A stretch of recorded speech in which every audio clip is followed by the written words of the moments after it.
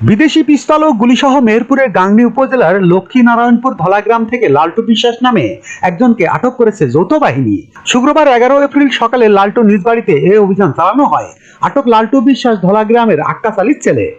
যৌথ বাহিনী সূত্রে জানা গেছে, অস্ত্র উদ্ধারের লক্ষ্যে গোপন সংবাদের ভিত্তিতে যৌথ বাহিনীর একটি দল লালটু বিশ্বাসের বাড়িতে অভিযান চালায়। অভিযানে মেড ইন ইউএসএ লেখা একটি 7.65 পিস্তলের 3 রাউন্ড গুলি ও 2 ম্যাগাজিন সহ লালটু বিশ্বাসকে আটক করে যৌথ বাহিনী।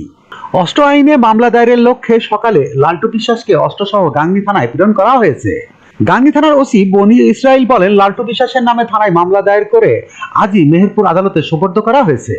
প্রসঙ্গত, আটক লালটু বিশ্বাস কাতুলি ইউনিয়নের 9 নং ওয়ার্ড সদস্য আজমাইল হোসেন টুটুলের ভাই। আজমাইল হোসেন টুটুল স্থানীয় বিএনপি নেতা।